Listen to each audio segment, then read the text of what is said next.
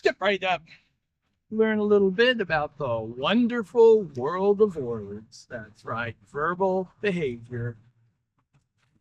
We're going to be starting real soon here. And again, this is a little talk about verbal behavior. This is a subject that's as vast as the prairies, as high as the Rocky Mountains. And today, we only have enough time to examine what amounts to a microscopic portion of a single grain of sand. We're going to start off with who I am. My name is Andrew. I'm named after the legendary fisherman whose fishing days came to an end when he became the fisher of men. Right, St. Andrew. The first word we're going to be looking at today is ethnology. Now, ethnology is the study of culture. Now, why is this so important for verbal behavior? Because all verbal behavior is framed within the context of a culture. The keys for understanding what we mean are found within the cultural context. So ethnology is very, very important. This would be what, nomos? And then we come to the next important concept, and that is ethology. They sound a little alike, right? In fact, I have known ethologists, personal friends, who refuse to acknowledge the word ethnology. It was not a course of study. It was not in existence. They refused to acknowledge it. So academia doesn't always communicate very well, now do they? But ethology is the study of animal behavior, and in particular, innate animal behavior. And verbal behavior is something that is part of just being human, part of our human heritage, our genetic endowment. In fact, that's one thing that many people think separates other humans from other animals, is our ability for verbal behavior and for abstract thought using internal verbal behavior. Now, if you have a dog, you're probably a little bit interested in ethology. You wonder why they scratch after they go potty. You wonder why they circle before they lay down. Yep, that's ethology. You're interested in knowing about the innate behavior of dogs. There are a couple chaps that we think of as the fathers of ethology. These were very popular in the 20s, 30s, 60s, and that's Tim Burton and Lorenz. They rediscovered imprint periods. In fact, that's, I believe, what they won their Nobel Prize for. If you work with me, you'll hear me talk a lot about these ideas. Here in the video, we see a gray-lag goose displaying classical ritualized aggression. Again, something I talked quite a bit about, and that was something that Lorenz studied in depth, and in particular, the gray-lag goose. But we can also look at the meaning of words and where they came from, their history. So from where they started to how they evolved over time. And there's another way we can look at words, and that's through behavioral analytics. So this is something that you may encounter if you work with autistic children. This is a common modality for therapy. Or if you happen to like reading B.F. Skinner and you have his book on verbal behavior. Most people think that Skinner puts them to sleep. I find him rather interesting.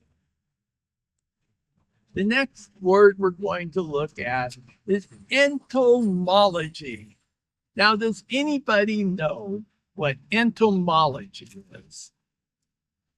That's right, it is the study of insects. This is kind of an interesting area, and I've always liked bugs, insects, bugs, if you will. And again, we have a couple words that are often confused: entomology and ethology. In fact, it was a great entomologist who started to popularize the term ethology. That was a chap named Wheeler, very early 1900s, turn of the century. And he was an ant scientist and entomologist. So he was he actually even fine-tuned that more. It was more fine-grained. Not only was he an entomologist, but an ant scientist too. Another big word that is not quite in enough strength in my vocabulary to use right at this moment. So entomology and ethology sound a whole lot alike. And we're going to get back to bugs, because bugs play a big part in today's little story. Originally, bug did not mean what it does today. Originally, bug was used as a monster. It was the bugaboo, the bugbear that was out to get you. I think the bugbear actually represented a big scarecrow. I can just imagine this being a year-round Krampus-like creature that carries the children. And it wasn't until 1620 that we see the word bug used the first time we see it used the way we use it today. And that was with a specific type of bug. That was the bed bug. These are rather unpleasant creatures, rather unpleasant vampirous creatures. You could say they have a pointy little mouth. They stick it in you and fill up with blood like a big blood-filled balloon. This would be quite common. And they're interesting in that they are in taxonomy, what is considered a true bug. Now, in 1813, there was a botanist who wanted to organize how living things were classified. And this is where we get taxonomy. Taxis, the organization or arrangement of things, and then nomos, the law or cultural norms. Depends on how you look at it, but in this case, it's considered the law. So the law of arrangement.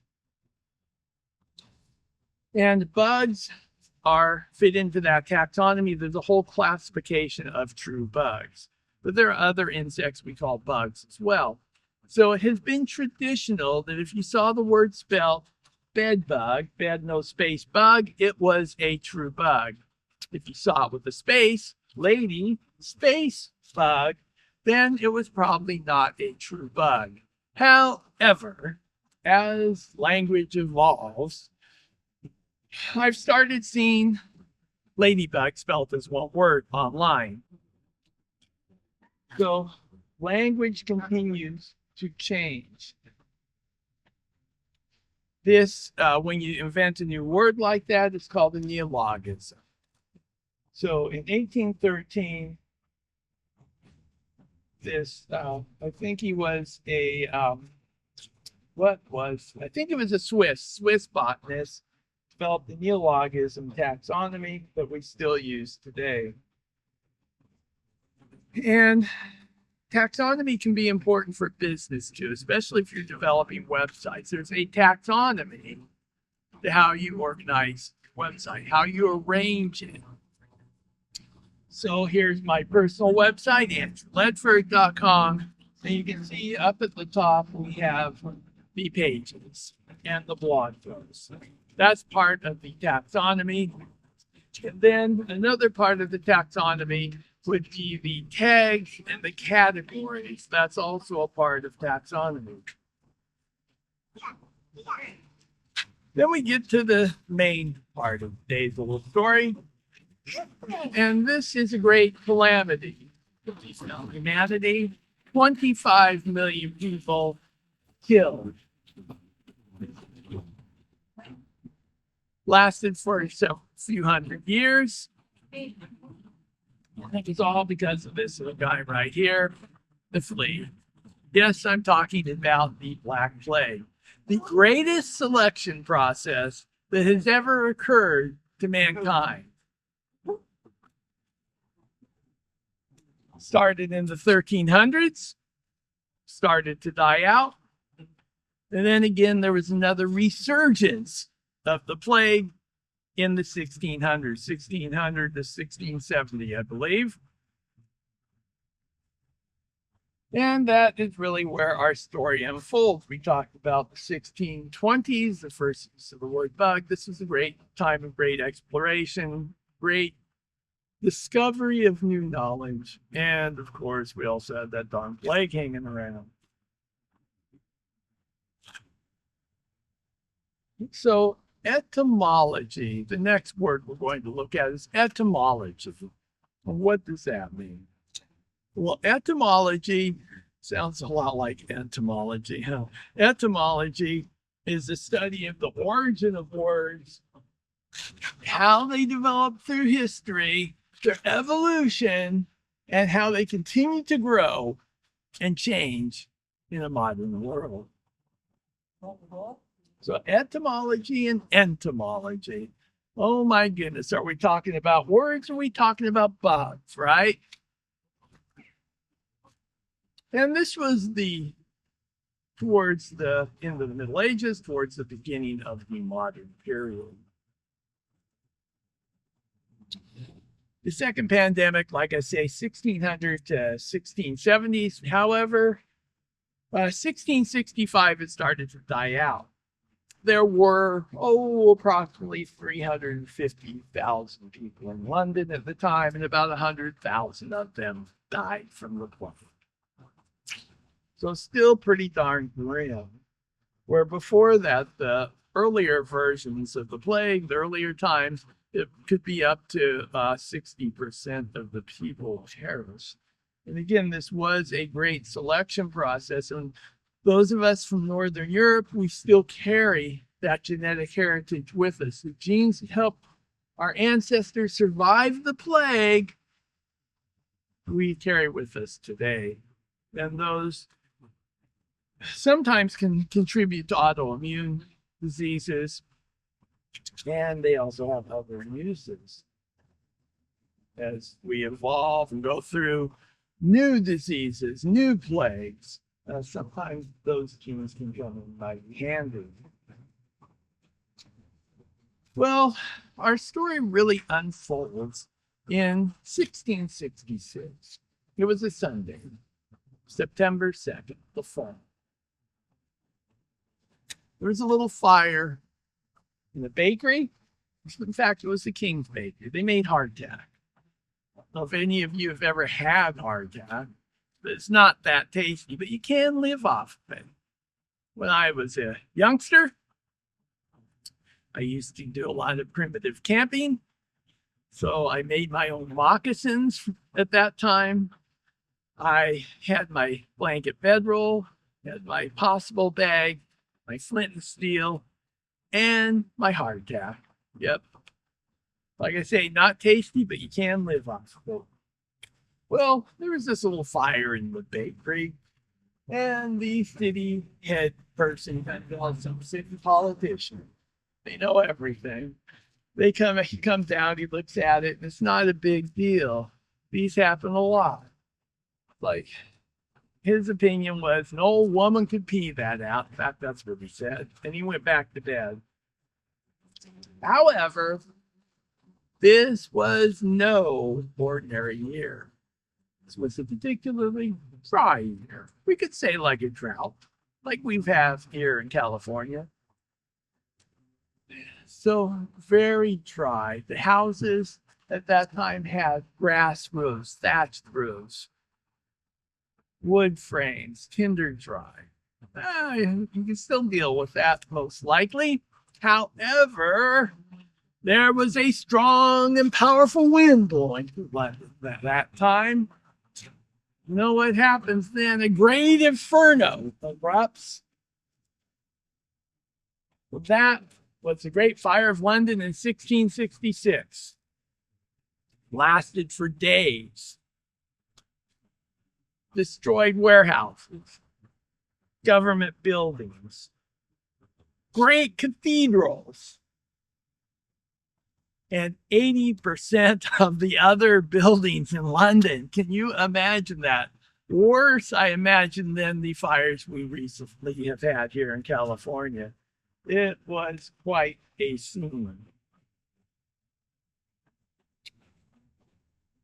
Well, whenever I hear of this, I think of the great military strategist from China, the Bronze Age, Sun Tzu, because he said you want to move as swift as the wind and conquer like fire. And that's exactly what happened to London in 1666. It was destroyed. But out of the ashes rose the phoenix of innovation. New surveying methods, new ways to determine land boundaries.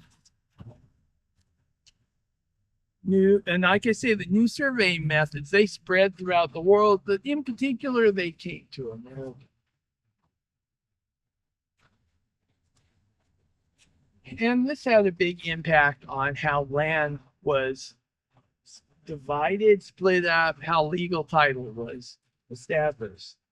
And it's also the very first time we see the compound word real estate. Right? So where does real estate come from? Well, real property has always been associated with the land or something connected to the land. So that makes sense. But how about the state, real estate? Well, estate has to do with status. So we have the status of real property, or we have real property status, real estate. Now, at this time, as I mentioned, there was a lot of competition, a lot of new discoveries. Countries were competing with each other for territory, for developing new medical procedures, for having new inventions. The barometer was invented just 20 years before this. So, and I believe we have had the first French-Indian War by this time. So there was a lot of competition between the English and the French. Well, that great London fire, there were a lot of conspiracy theory people back then. Lots of people who were conspiracy theorists. Not like we have today, right? We don't have any of those.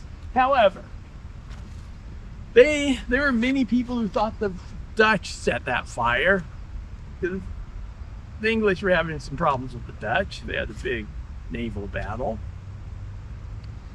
Some people were sure the French did it, because we have been, England and Americas have been at war with France. This war, Frenchman comes to town after the fire started, of course, and everybody pointed the finger at him and said, it's the French guy. He did it. Yep, they tried him, convicted him, strung him up. Yep, they hanged him. So, as I was saying, there was a lot of competition, and especially developing medical procedures. Well, about that time, the English beat the French to the punch on the first blood transfusion. And this was between two dogs. However, the French in 1667, I believe, did the first blood transfusion with people. or with a person, I should say. It was actually a sheep and a person to a person. So that, I'm not so sure how that worked out. But let's get back to the dogs for a while, the dog transfusion, because that's really what I want to talk about. Where did the word dog come from? Such a little word, such a great big mystery of the English language. There are references in older English, Old English, Middle English of a dog hill. Actually, it wasn't spelled dog, D-O-C-G-A, compound word. And I can imagine this. If any of you have read my book, you'll see that I talk about a dog hill. I imagine the same thing was going on way back then as what I observed in the modern time. So at that time, most dogs were referred to as hounds, taken from German. That's what they were in German, hounds. And there came to be that a specific type of dog became a particular type of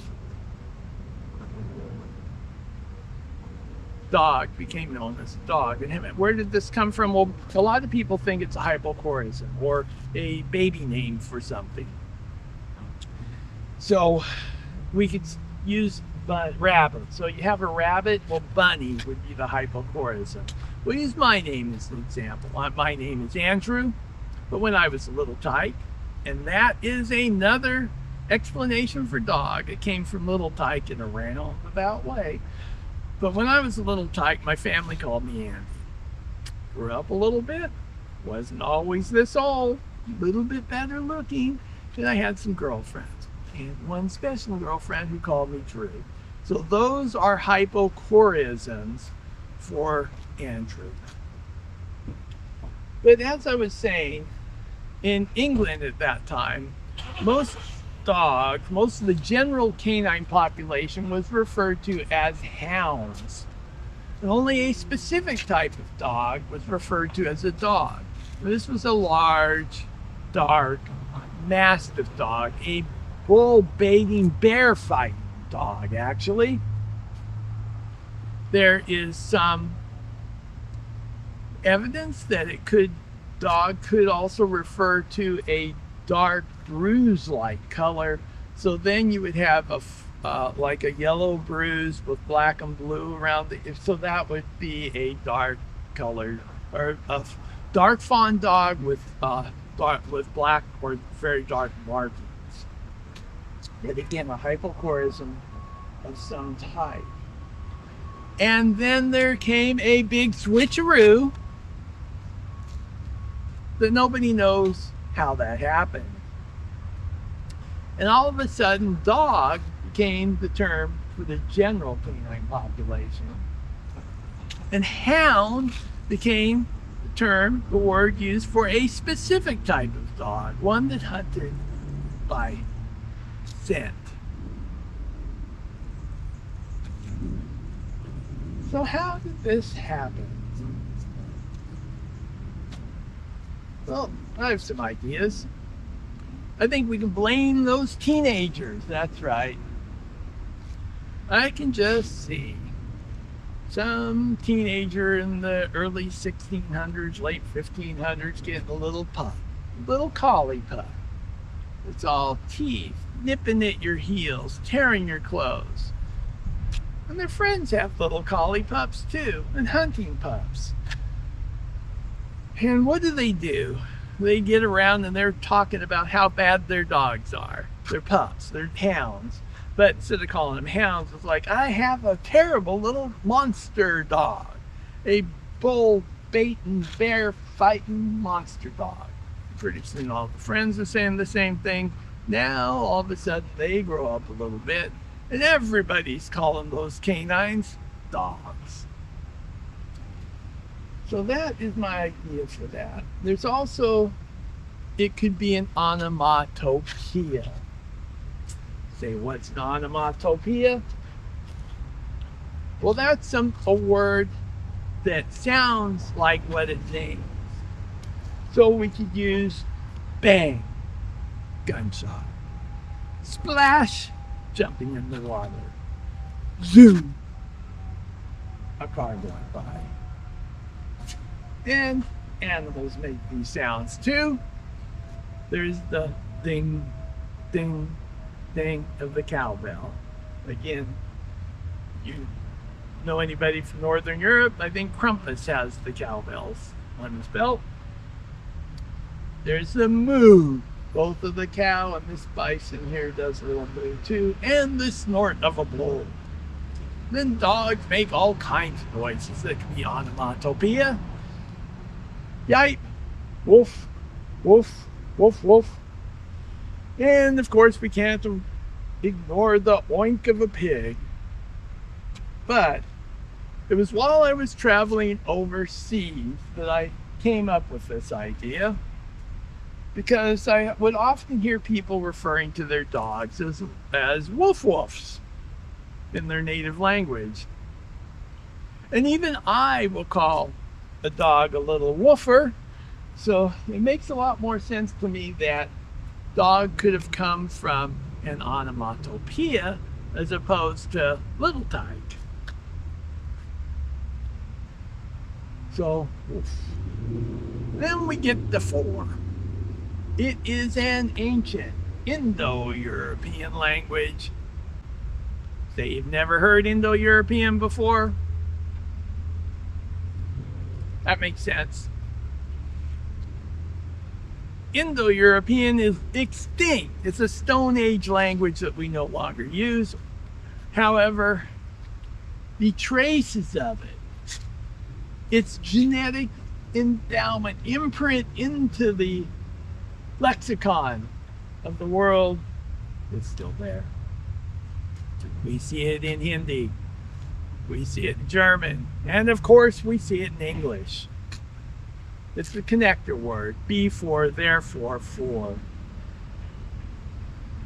Okay, we're getting close to the end of this little talk. We're going to end with my last name, which is most likely a toponymic name, toponymic surname that comes from 2 places in England. These were little towns or cities next to a river ford. My brother has done some research and he seems to think it's Welsh. But I like the more colloquial narrative from my family, and that is that we were the guides that led people from one side of the river across the ford to the other side. And I still do something similar today. I help people go from one state to another, from becoming to being. I help them ford the gap of time and ideas from one place to the next. And that brings us pretty much to the end, which is real estate. We've looked at that word for dogs. My public access show, Long Beach Cable TV. You can reach me at Real Estate for Dogs or andrewledford.com. That's going to do it for today. As always, I am wishing you the very best in life. Have a wonderful day. Bye-bye.